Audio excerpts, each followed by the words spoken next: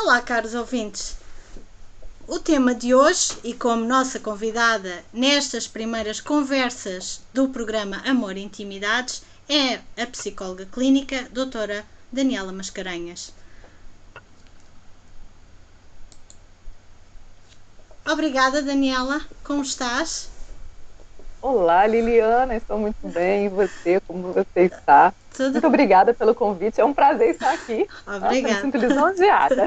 Muito obrigada. Obrigada a nós e obrigada em nome da Rádio Sons do Sul por teres aceito o convite. O tema de hoje, que ainda não vos tinha dito, é a idealização do para sempre, com base aqui livro, no livro Sexualidade Humana, em que a psicóloga clínica Daniela Mascarenhas também participou neste livro em conjunto comigo e com todas elas psicólogas clínicas. E hoje o tema é mesmo sobre o teu capítulo. Como é que surgiu, antes de mais, este projeto? Participares no livro? Conta-nos um pouco também. É, então, esse projeto ele surge, né, através de um curso que eu estava participando sobre sexualidade, sobre a questão da sexualidade humana, e surgiu esse projeto de estar sendo coautora de um capítulo. Foi quando eu decido escrever, né, realmente sobre os contos de fadas e uma leitura da sexualidade feminina. Algo que eu já estudo há algum tempo. Ok. Daniela, e porquê que tu escolheste este tema? Eu vejo a importância da gente entender como determinadas crenças, e essa crença do para sempre, ela influencia diretamente na nossa vida, principalmente na nossa sexualidade, né? Fazendo um recorte bem para a questão feminina. Como nós vamos carregando essa crença e como essa crença vai ter uma influência enorme nos nossos relacionamentos amorosos. Então, foi por isso que eu resolvi trazer uma reflexão. Se a gente parar um pouco para pensar, analisar essas crenças aí que nós vamos carregando do príncipe encantado, montado num cavalo branco. E essa foi também uma vivência tua, ou seja, tu foste criada assim e depois a certa altura viste que isso não era real, ou tu própria recebes pacientes com esse desafio? Porquê é que tu defendes isso? Passaste por isso ou é algo que pertence à tua realidade profissional apenas? Fala-nos um pouco disso. Então, Liliana, são as duas coisas. Eu sempre fui, quando era adolescente, mais jovem, aquela pessoa que acreditava que viria um príncipe e que teria os felizes para sempre e que seria tudo perfeito dentro de um relacionamento. Só que quando eu começo a me relacionar, e eu tive um relacionamento longo aí de 7 anos, né, até um noivado que acabou não dando em nada, que isso é uma outra história, eu fui começando a perceber que não existia esse felizes para sempre. Que o outro, ele não traria a minha felicidade. Porque eu vinha sempre com essa ideia de estar terceirizando a minha felicidade, né, tendo alguém. Eu tendo um relacionamento, essa pessoa vai me fazer feliz e nós vamos ter esse para sempre que é contado nos contos de fada, onde tudo é muito perfeito.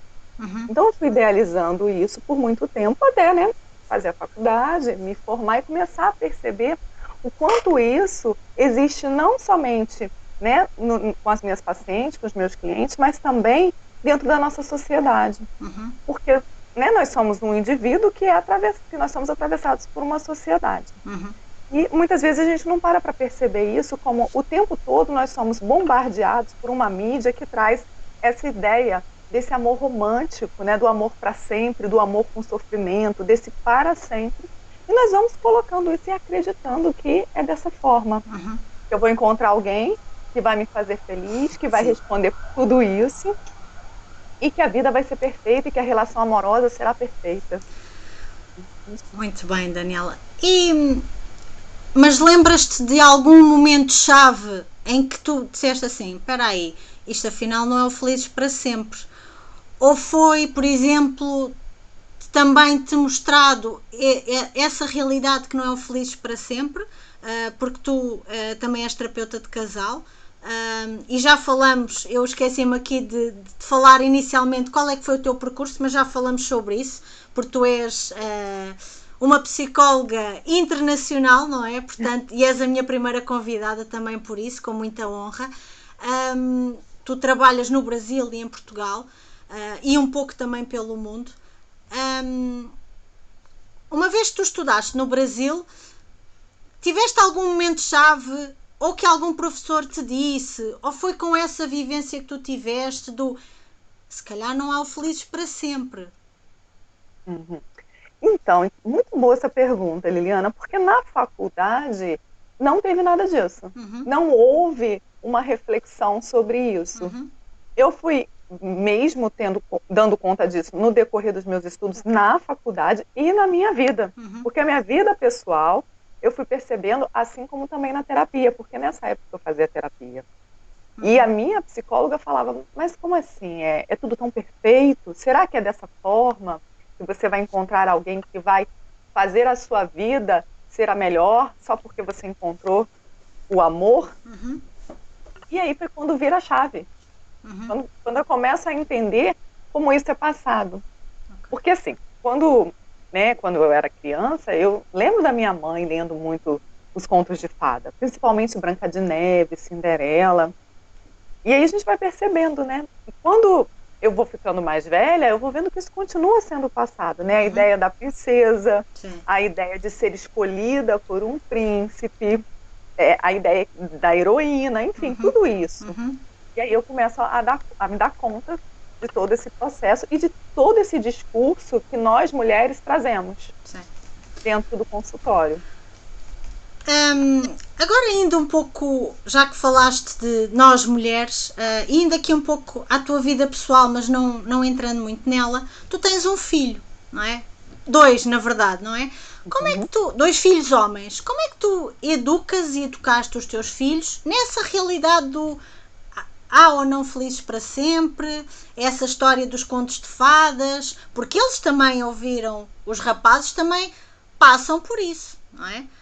Como é que tu, enquanto mãe, enquanto mulher, enquanto cidadã que estás a educar futuros cidadãos adultos, não é? E tens um filho já maior de idade, como é que tu fizeste? Como é que tu fazes essa educação? Então, isso aí foi um desafio. Primeiro com o primeiro e com o segundo já é mais fácil, né? Porque eu sempre quis ter muito cuidado das minhas ideias que eu vou passando. Tipo, homem não chora, homem não pode ser sensível, homem não pode sofrer por amor, que são coisas que mães passam para os filhos. Então eu sempre tive muito cuidado de não reproduzir todo esse discurso, porque é um discurso que, se a gente não der conta, a gente está numa sociedade ainda muito patriarcal, uma sociedade muito falocêntrica. E aí a gente vai acabando repetindo isso. Então eu comecei a ter cuidados e a colocar que, olha, não tem isso de homem não pode chorar, ou homem não pode fazer uma comida, ou homem não pode arrumar uma casa, que não existe essa divisão. Não existe. Isso como também não existe essa questão do outro, da mulher vai me fazer feliz, ou do homem que vai me fazer feliz. Então eu começo, né, ainda isso é sempre conversado muito. Inclusive o menor, ele já sabe, né? Ele me vê falando, ele já sabe. Lá vem minha mãe falando de relacionamento, falando de que não tem contos de fada, né? Não tem toda essa idealização.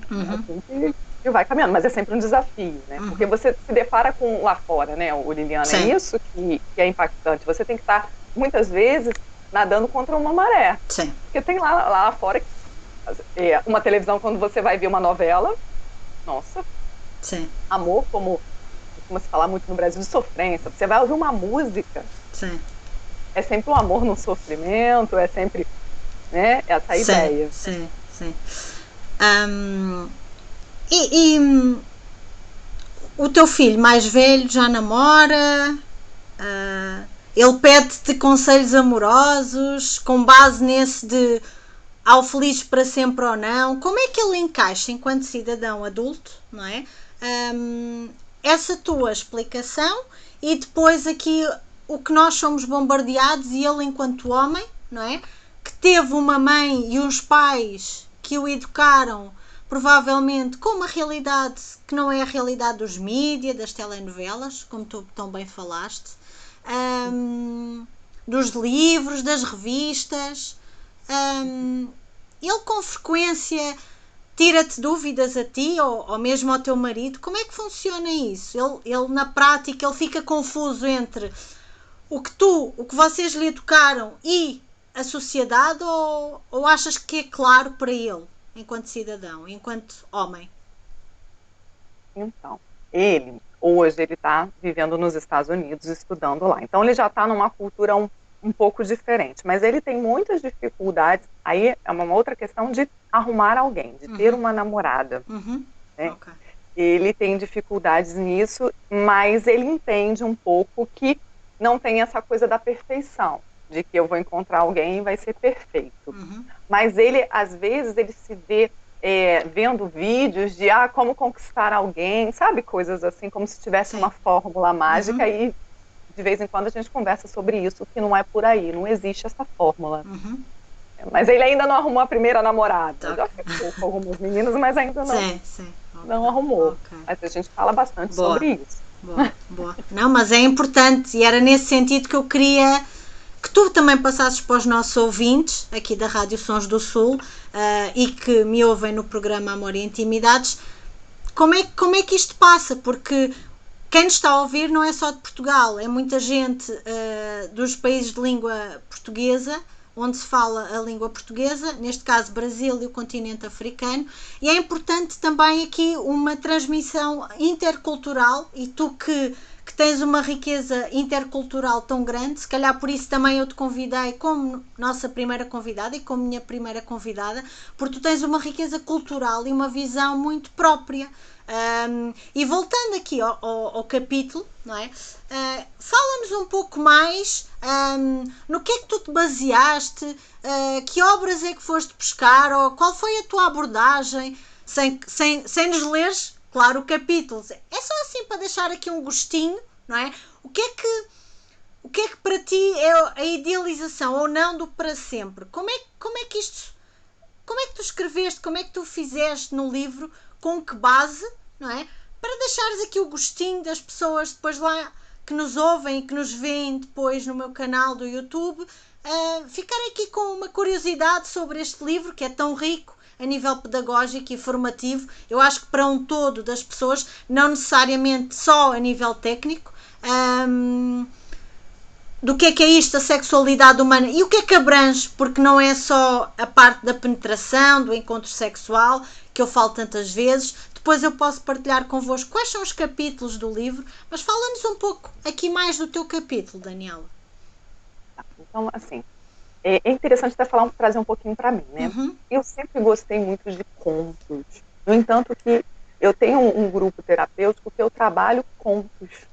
Né? Porque os contos, eles dizem muito, eles falam muito. Aqui, a linguagem do conto é impressionante, como a gente consegue buscar muita coisa, tirar muitas coisas ali para a nossa vida. Então, eu sempre gostei muito de contos, sempre gostei dessas histórias. Então, eu comecei a ler esses contos, né?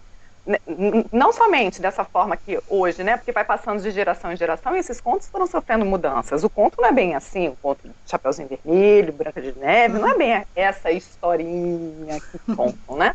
São muito mais pesadas, tem muito mais uma visão crítica daquela época, daquele sistema feudal que existia. Então eu comecei a estudar mais os contos.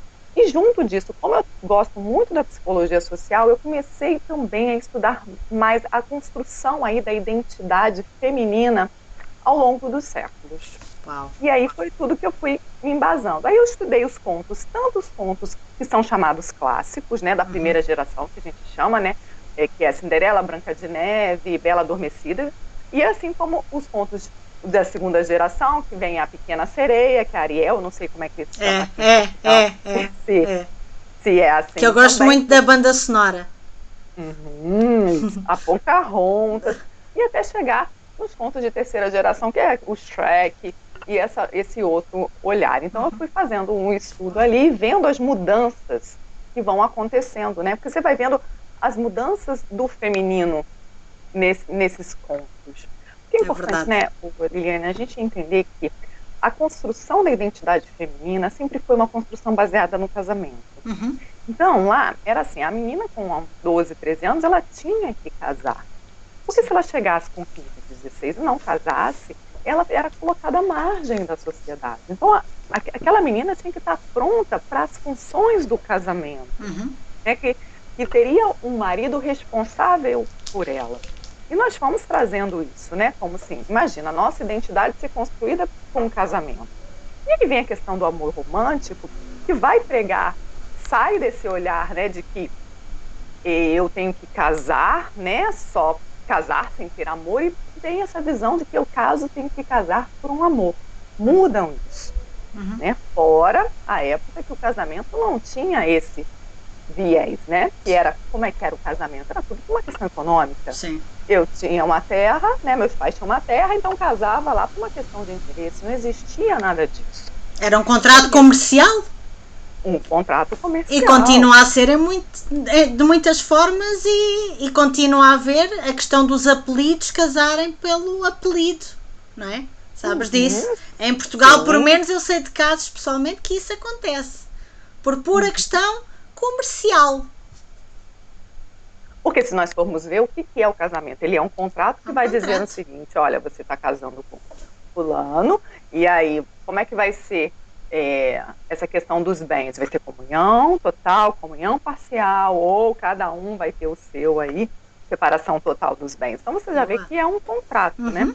Então existe um ditado que fala-se muito no Brasil, que é o seguinte: quando a gente termina, quando a gente casa é meu bem para cá, meu bem para lá. Depois, quando a gente acaba um casamento, é meus bens para cá, seus bens para lá. Olha, não conhecia. Boa, já estou sempre a aprender contigo, sempre. Olha, mas não conhecia, mas é claro que é interessante. Depois já é uma questão de património, de bens materiais, não é? Até a questão dos filhos, não é? Que é sempre aquela guerra. Não sei como é que está no Brasil, mas em Portugal agora, pelos vistos, é obrigatório a guarda partilhada. Ou seja, uma semana no pai, outra semana na mãe. Não sei como é que é no Brasil, neste momento está, enquanto soube disso também por os casais que eu tenho atendido, porque quando eu vi e estudei o direito da família, não era assim. Ou seja, isso também pode ter aqui um viés, não é? Porque quem é aquele pai e aquela mãe? Às vezes não há condições num todo, não é? Mas isso já seria um tema para outras núpcias, não é? Que se calhar vamos ter que falar aqui as duas, e vou pensar sobre isso aqui, como é que nós abordamos esta temática.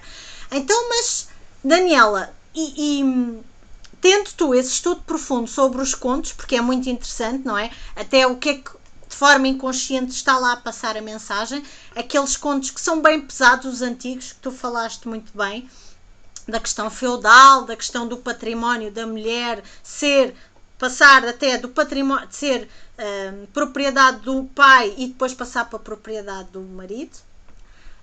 Isso continua a ser, não é? Infelizmente, de uma forma consciente ou inconsciente, direta ou indireta, isso continua a acontecer, infelizmente, não é, Daniela?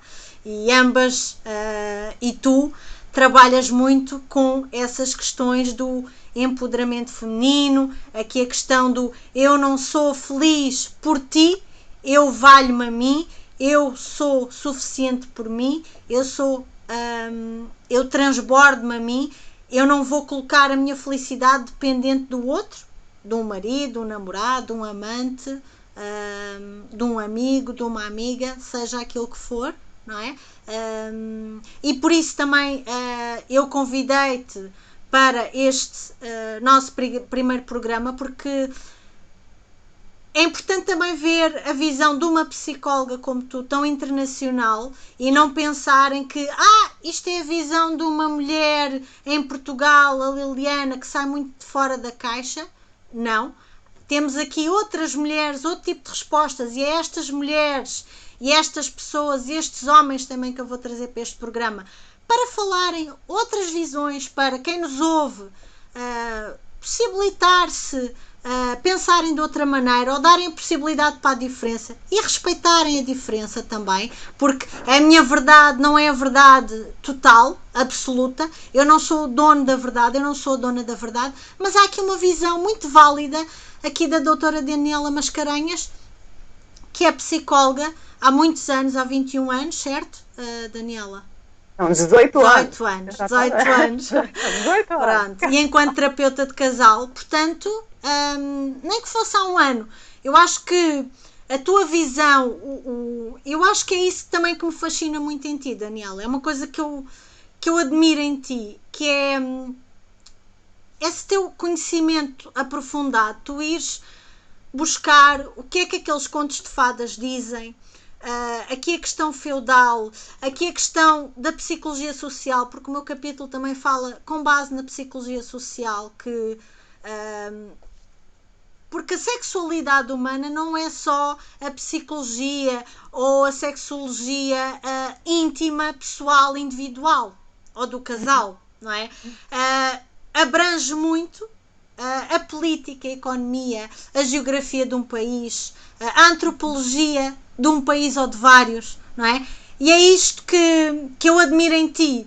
É muito desse teu estudo, desse teu aprofundamento, dessa tua busca constante por saberes mais, não só nos livros, mas também aprenderes com as tuas pacientes, com os teus clientes casais.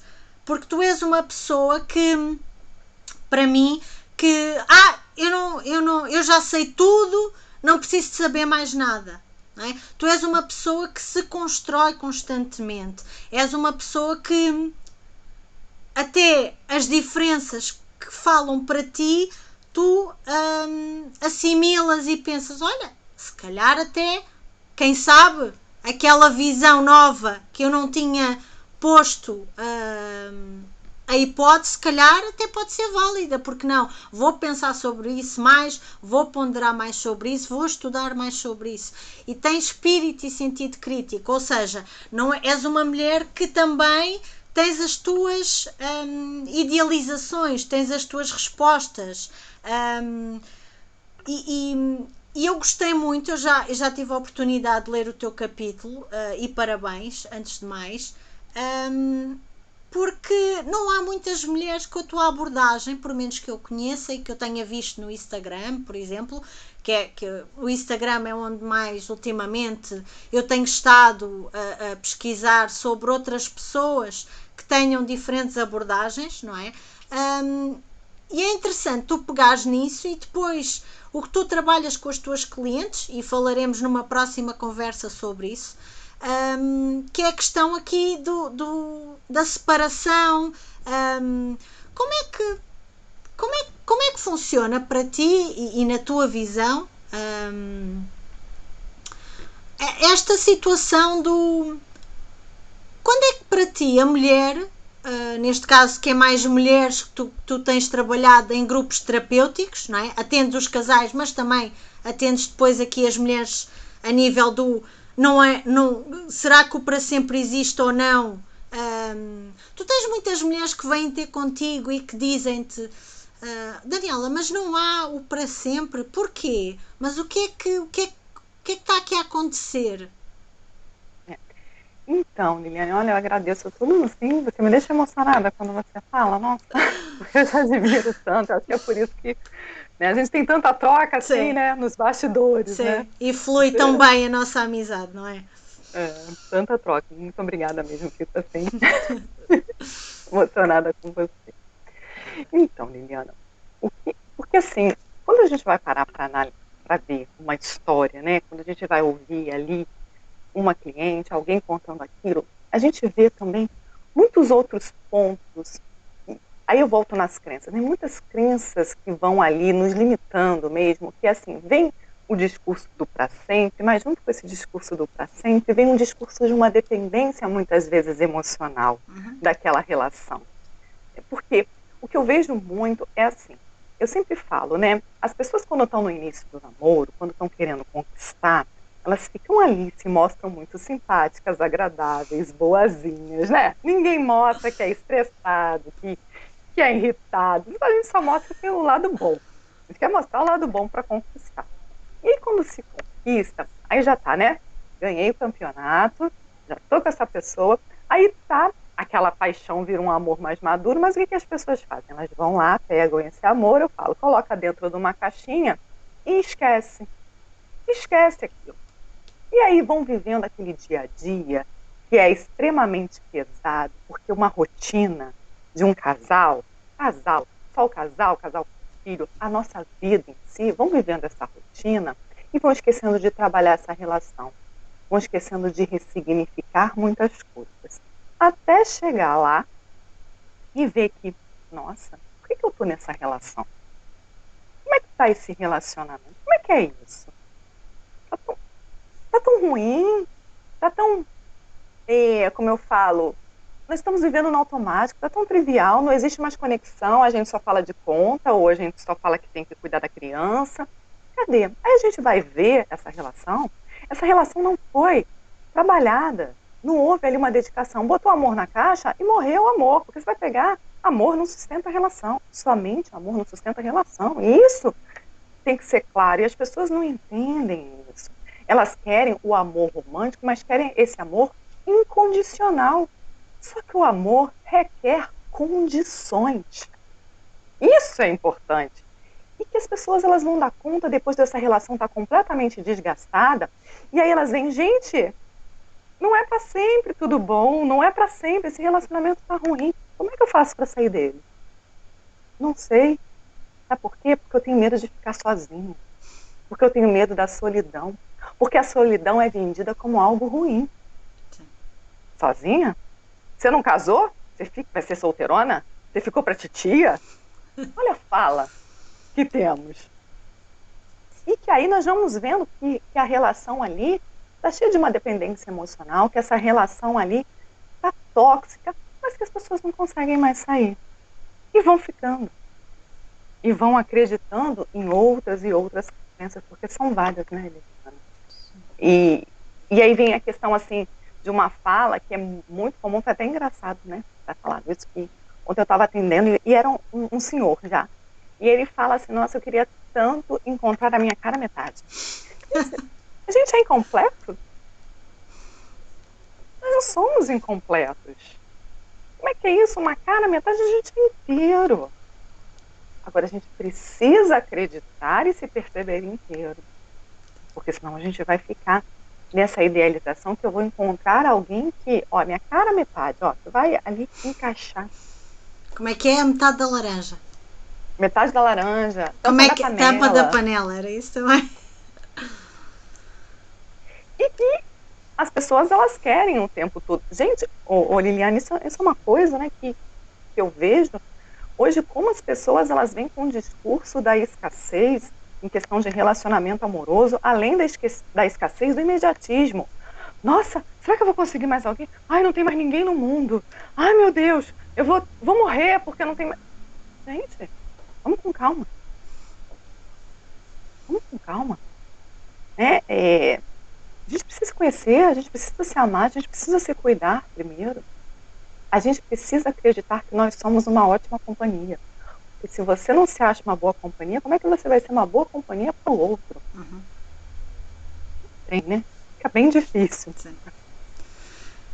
Daniela, tu falaste-me aqui uma coisa muito interessante que eu queria desenvolver um pouco mais contigo. Aqui a questão do pôr o amor numa caixinha. Como é que se tira esse amor da caixinha? Imagina, um casal que vai ter contigo, e aqui para quem nos ouve, como é que se pode voltar a tirar esse amor da caixinha e alimentar esse amor em casal? Não necessariamente o romântico, mas o amor real, não é? Uma vez que eu também defendo, e tu sabes disso, que o para sempre é todos os dias, é dizer sim todos os dias, não é? É um trabalho contínuo e diário. O que é que tu podes aqui dizer do... Eu gostei muito dessa tua expressão do colocar o amor numa caixinha. Fala-nos um pouco mais disso, o teu entendimento, a tua visão, Daniela, por favor. Eu vou falar disso, depois a gente volta um pouco, Sim. Porque tem toda uma linha. Pois tem. Que se a gente conseguir parar para refletir, é super importante. Como é que acontece, né? Nós quando estamos apaixonados, essa paixão ela vai durar em torno de 2 anos e meio, ela pode acabar totalmente e cada um seguir a sua vida, ou ela vai virar um amor que a gente chama de amor maduro. Então aí tá lá o casal. Só que o que as pessoas têm uma ideia, que aí entra a questão do para sempre, é que quando eu já tenho essa pessoa, e aí muito nessa ideia, até às vezes muito de posse, quando eu já estou nessa relação, eu não preciso fazer mais nada. Eu não preciso mais conversar, eu não preciso mais ter uma troca mais profunda, eu não preciso mais ter um olhar para esse outro, eu não preciso, porque eu já consegui. Uhum. E aí, vão vendo como a vida traz um desgaste, e junto disso, existem as mudanças, né, Liliana? A gente muda todo o tempo. Eu não sou a mesma, né, que eu era quando eu cheguei em Portugal. Sim. A minha relação com o meu marido, nós temos uma relação de 16 anos, não é a mesma que tínhamos há 5 anos atrás. Vão sofrendo. Ou se calhar o ano passado até, não é? O ano passado, isso. Nós vamos provocando mudanças, essas mudanças vão acontecendo, e nós precisamos estar ali conscientes que existem essas mudanças e que eu preciso trabalhar esse relacionamento. Mas como é que é, Daniela? Vou trabalhar o relacionamento? É trabalho. É como eu ir para uma empresa trabalhar todos os dias? É isso. Existe uma rotina, e a rotina, muitos casais não conseguem lidar com essa rotina. Sim. Acham essa rotina massacrante. Mas então, vamos promover mudanças nessa rotina. Vamos ter os nossos encontros, nós dois, um encontro romântico. Vamos fazer uma viagem, se possível. Vamos ter o nosso momento, vamos escutar nossas músicas. Vamos promover. Mas as pessoas, elas não querem, porque tem a ideia ainda dessa romantização. Que eu estou junto com aquela pessoa e vai para sempre. Mas é importante que é aí que é o voltar lá, né? Uhum. Eu gosto de colocar. Nós idealizamos muitas relações. E além de idealizarmos as relações, nós entramos na relação sem saber o que a gente quer de um relacionamento e de um parceiro. Assim como muitas vezes nós não sabemos o que aquela pessoa que está com a gente quer de um relacionamento e de uma parceria. E aí a gente vai entrando nessa relação, colocando, projetando tudo que nós idealizamos nele e ele em nós. Uhum. O tempo todo, sem a gente poder conversar, sem a gente entender que aquele outro tem uma bagagem emocional, que aquele outro tem uma história diferente da nossa. E que eu preciso entender porque aquele outro pode querer ter filho e eu não. E aí, o que eu estou fazendo com essa pessoa? Isso é só um ponto. Uhum. Eu costumo falar muito que nós precisamos ter o nosso GPS do amor. Boa, boa, gosto. Mais outra expressão tua que eu gosto. O GPS do amor. Uhum. Que nós não construímos. Uhum. Porque nós não temos esse autoconhecimento e também porque a gente vem nessa ideia da escassez, nós temos a carência. Então, surgiu uma pessoa, nossa, aquela pessoa, olha, ele bebe, eu não gosto que ele beba.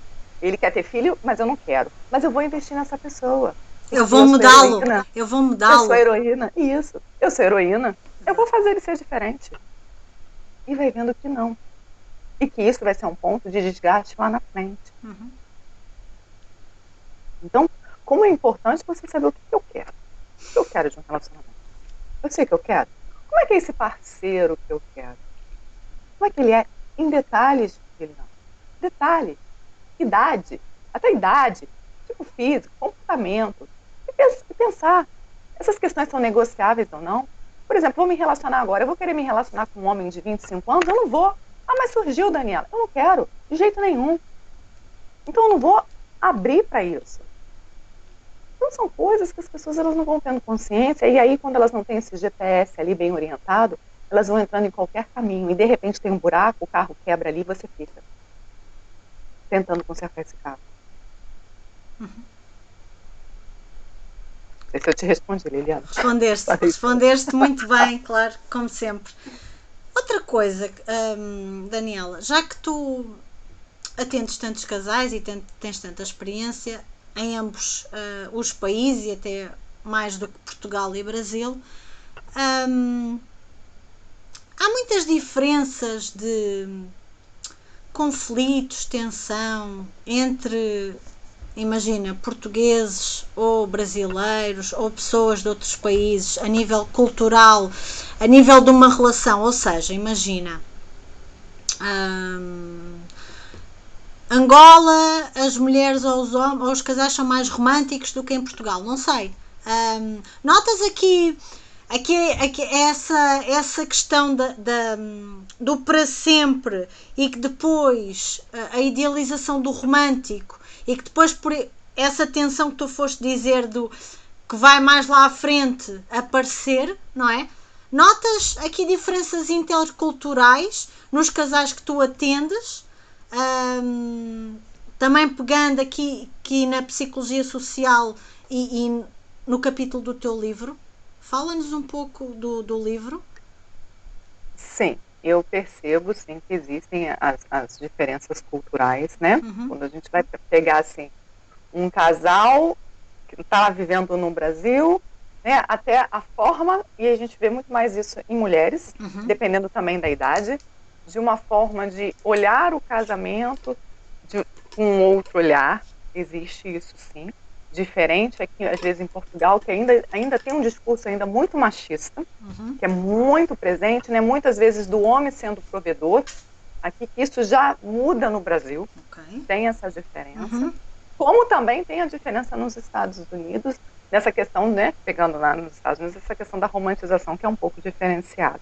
Existem diferenças, sim, nesses atendimentos, né? Porque realmente a gente é atravessado aí pela sua sociedade, essa cultura, às vezes, vai nos impregnar, claro, e nós vamos ter esse outro olhar. Claro, Liliana, que eu estou fazendo agora um recorte muito do norte, né? Porque aqui eu percebo isso muito forte nos atendimentos, na clínica, que eu recebo algumas pessoas, como uma resistência também de se trabalhar a relação, como também uma questão de posse muito grande que existe aqui, né? Ele é meu homem. Sim. É uma fala que sempre me chamou muita atenção, né? Sim. O meu homem, a posse, a propriedade. Aqui em Lisboa há muito do meu marido, o meu filho, há muito isso. Isso é muito marcante, diferente num Brasil que não tem uma fala, a gente consegue perceber. E na prática também muda, ou seja, aqui podemos ser muito possessivos, mas efetivamente no Brasil também somos possessivos, apesar de não falarmos, ou como é que funciona? Fala-nos um pouco disso. No Brasil existe sim esses ciúmes exagerados, sim, você vê, tem até os crimes passionais que existem aí. Cá também existem, só que Portugal é muito mais pequeno do que o Brasil, não é? O Brasil cabe em 53 Portugais lá dentro, não é? Existe muito os ciúmes é muito comum em todos, né? Às vezes mais falado e outro mais velado. No Brasil, às vezes a gente vê um pouco dessa questão mais velada, né? Não vai ter essa questão da posse tão clara.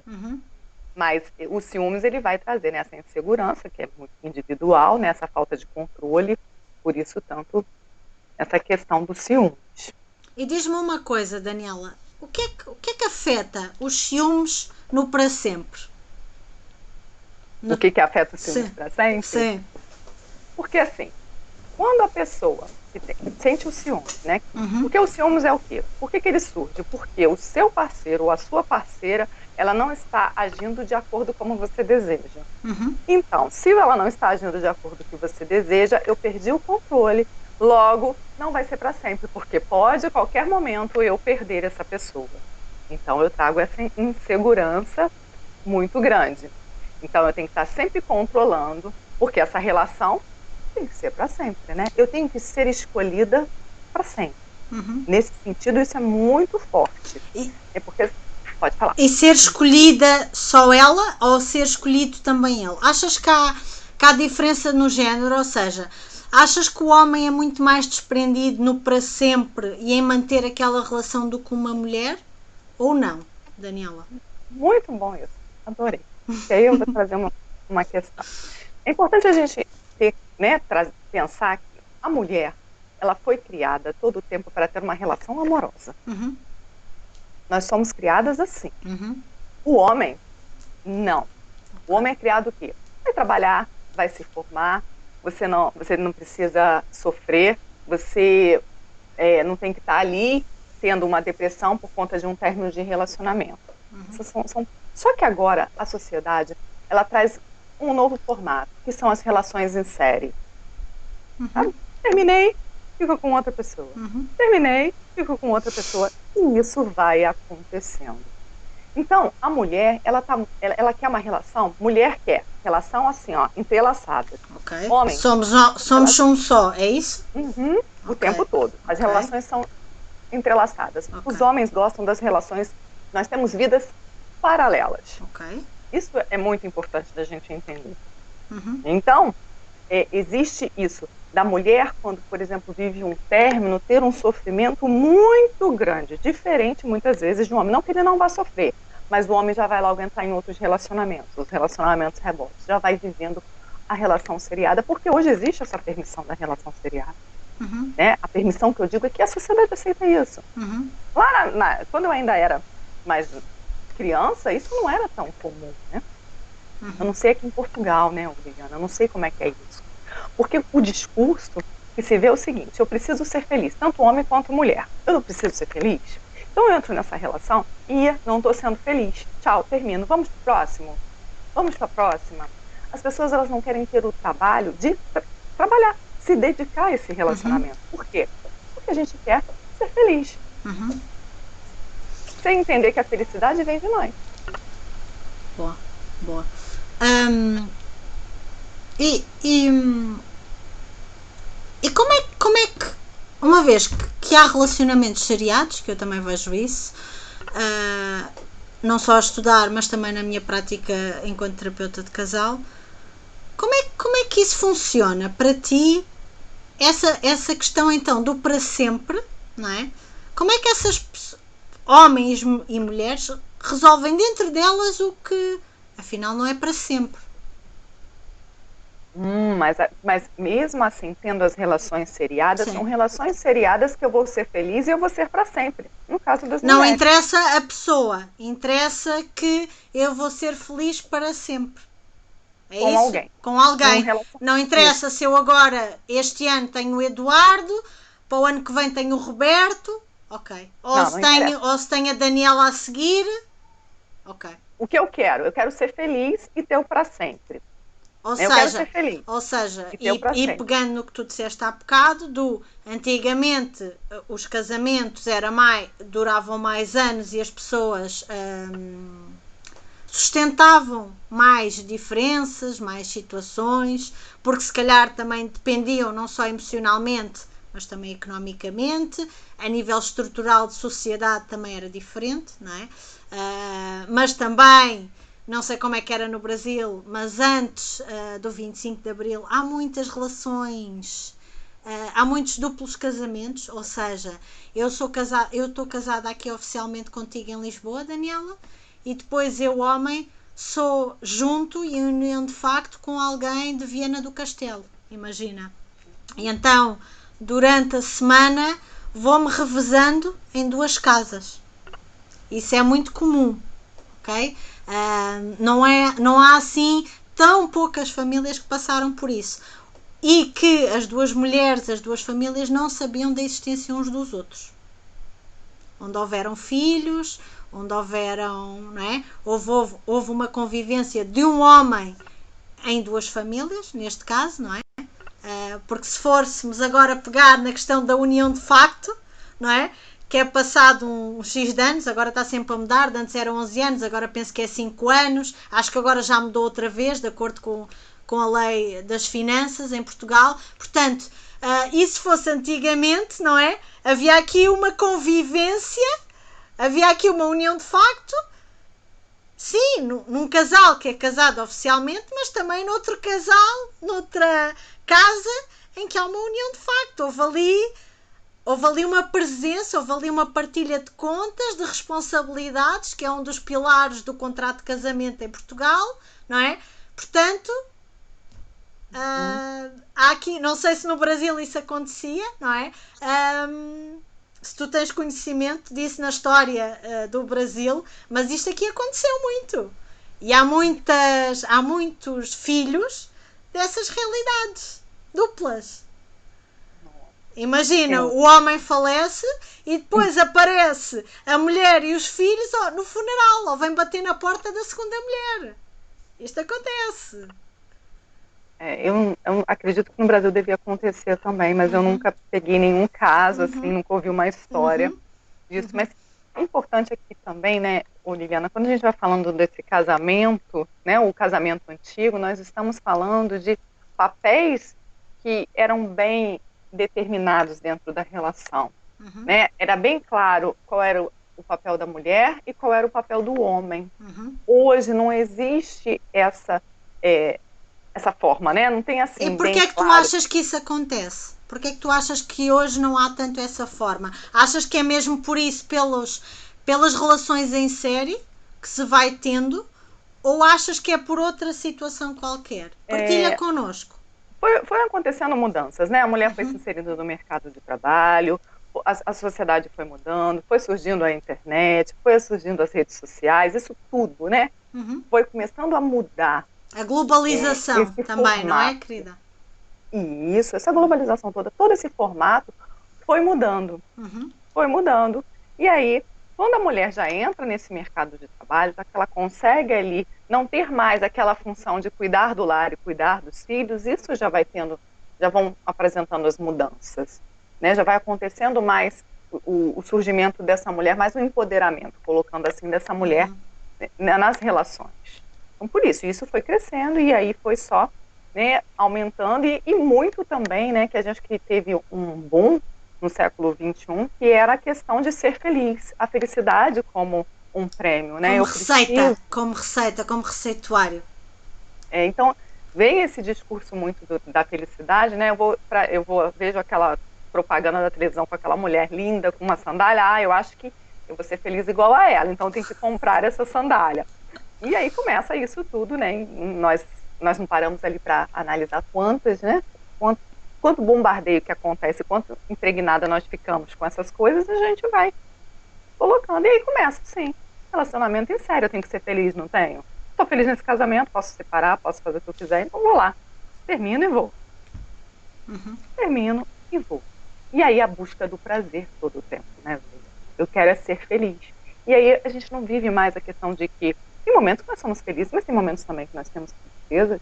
A vida não é feita só de alegrias, existem as dores. Aí começam as pessoas a aparecerem ali com uma baixa tolerância da dor imensamente. Como é que é quando a gente tem uma dor de cabeça? A grande maioria das pessoas. Mal começou a dor de cabeça, tem que tomar um remedinho. Tem que tomar um remédio. Eu não posso sentir nenhum tipo de dor, eu não posso sofrer. Né? E aí é o que nós temos hoje, cada vez mais essa intolerância à dor. Não quer entrar em contato com as dores. E porquê é que achas que isso acontece, Daniela? Do receituário do felizes, do vamos ser felizes, e que são intolerantes à dor. O que é que achas que acontece aqui, nesta sociedade atual? Essa sociedade, né, quando eu vou falar muito mais do viés do Brasil, que é aquela sociedade... Porque estamos a falar... Hoje esta conversa / entrevista, para mim é mais uma conversa, é muito com base na psicologia social. Sexualidade humana, claro que sim, é aqui a base, mas isto está entrelaçado com a psicologia social e é isto que estamos aqui a analisar muito e estou a gostar imenso. Eu também, estou gostando muito. É como se tudo fosse muito banalizado, né, Liliana? A questão de uma sociedade capitalista onde eu tenho acesso e aquilo ali é descartável, nós acabamos trazendo isso muito para as nossas relações, né? Isso é uma visão que eu tenho, né? Estou falando de uma coisa muito particular, de você estar banalizando tudo, né? E além de estar banalizando tudo, é sempre essa sociedade meritocrata, que eu tenho que ter um mérito, então eu estou competindo, eu também tenho que ser o melhor, eu não posso perder. O nosso ego, né, também não quer perder, nosso cérebro também não quer, mas a gente também é o tempo inteiro, e a gente tem esse discurso, a gente coloca isso até para os filhos, né? Você tem que ser o melhor, você tem que ser o nota 10 na escola, você tem que passar para a melhor faculdade, você tem que conseguir o melhor emprego, você tem que ter. A gente acaba tendo a sociedade do ter, não do ser. Porque dependendo, as pessoas te perguntam primeiro o que você faz na vida, né? Ninguém quer saber E a Liliana? E a Daniela? Nem quer saber que você trabalha em quê? Você tem carro? Você tem casa? Exato. Acabamos tendo as relações do ter. Uhum. E se eu posso ter muita coisa, por que eu não posso comprar a felicidade? Uhum. E achas que esta felicidade compra-se? Não, de jeito nenhum. Achas que este aqui, o para sempre, compra-se de alguma forma? Não, não. Como é que essas pessoas, esses casais que tu atendes, essas mulheres, esses homens que tu atendes, lidam com essa frustração barra realidade do a felicidade não se compra, o para sempre não se compra? O que é que tens a dizer sobre isto? Assim, essa desconstrução dói, né? Uhum. E o que eu tento trazer muito para os meus pacientes é a gente entender que a rejeição e as frustrações é algo intrínseco do ser humano. Nós precisamos conviver com isso porque não tem como termos o controle e também nós não vamos agradar todo mundo, né, Liliana? Uhum. Não é todo mundo que nós vamos agradar e nem sempre nós vamos ganhar. Uhum. Nós também vamos ter momentos de frustração. Uhum. Então é fazer toda uma desconstrução e entender que, por exemplo, o para ser para sempre, ele tem que ser trabalhado todo dia. E que se ele não for trabalhado, ele tem data de validade. Uhum. Ele vai acabar. É trazer para a consciência que tudo precisa de um esforço. Eu vou botar esse esforço entre aspas, mas precisa de um esforço do casal. Uhum. Porque também não adianta um só fazer, né, Liliana? Não adianta um só fazer. Não adianta um só amar. Sim. Porque quem ama pelos dois, no final, chora sozinho. Sim. É o que eu faço. Sim. Tem como, sim, trabalhar isso. Mas trabalhar um relacionamento precisa de consciência. Uhum. Precisa de um desejo muito grande. Por isso que eu falo, você precisa ter muita certeza que você quer estar numa relação séria. Porque, gente, você pode, eu sou clara, eu não tenho essa visão, não, você não pode ficar, você não pode casar. Cada um escolhe o que se sente confortável. Se existe uma pessoa que quer só ter os relacionamentos de bolso, que eu falo os contatinhos, isso é uma escolha da pessoa. É uma questão com ela. Agora, se a outra pessoa quer namorar para casar, também é uma escolha. Mas que tenhamos consciência. Tenhamos consciência. Muito bom. Muito bom. Daniela, agora para finalizar, e que devia ter sido no início, apresenta-nos um pouco quem é a Daniela Mascarenhas. Bem, eu sou Daniela, né, como sabe, psicóloga há 18 anos, né, resido em Portugal há 4. Lá no Brasil sou psicóloga e aqui também faço parte da ordem. Trabalho com relacionamento amoroso já há muito tempo, com o foco em luto por separação. Sou coautora da sexualidade, né? Também está saindo um outro livro que é sobre a violência doméstica, Vivendo com o Inimigo, né? Que eu trago um capítulo falando sobre as mulheres que amam demais e a violência doméstica. Ainda não me tinhas falado nisso, vamos ter que falar melhor sobre isso.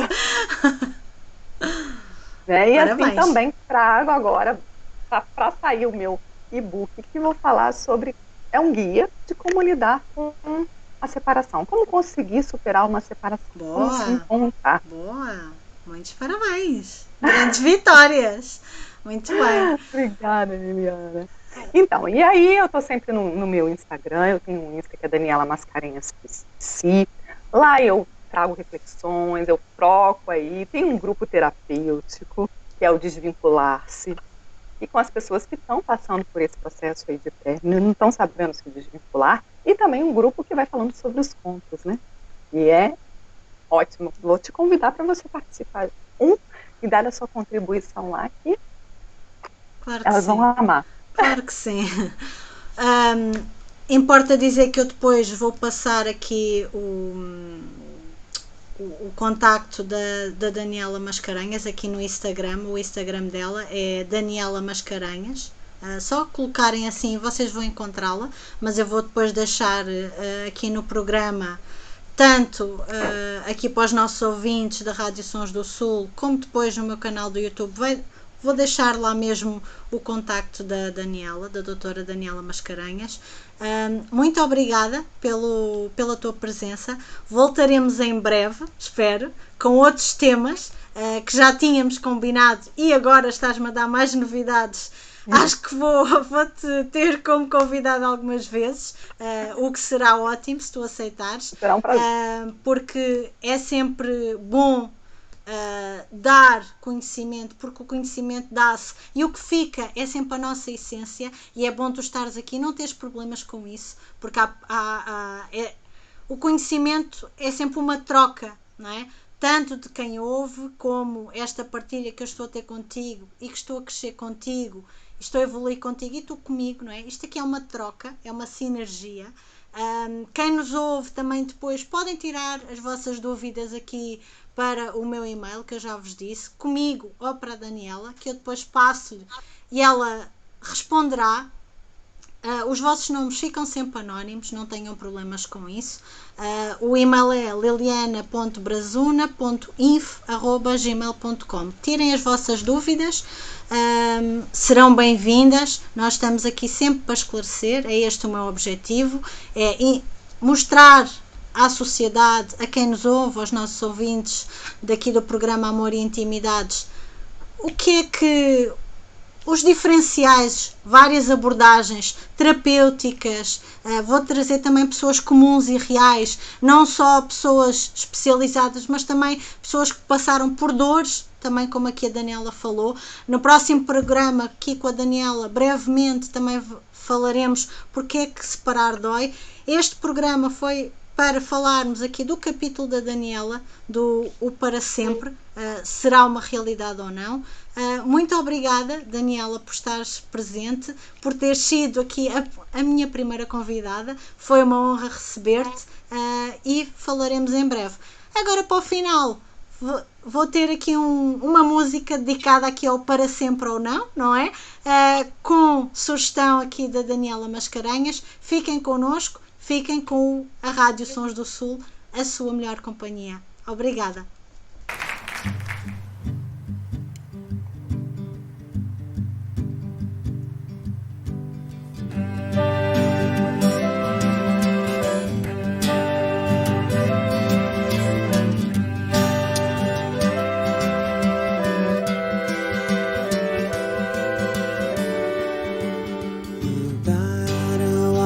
Estações, nada mudou, mas eu sei que alguma coisa aconteceu.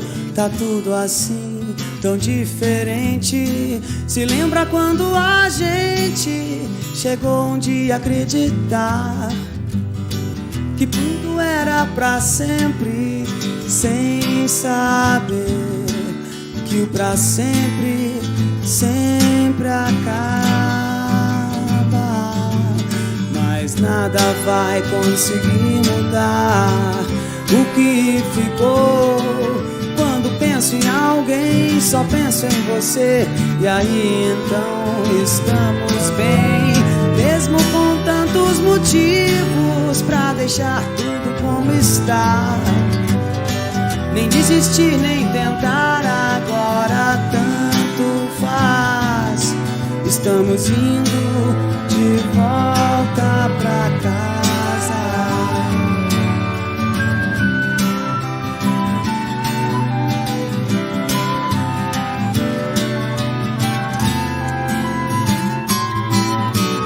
Mesmo com tantos motivos pra deixar tudo como está.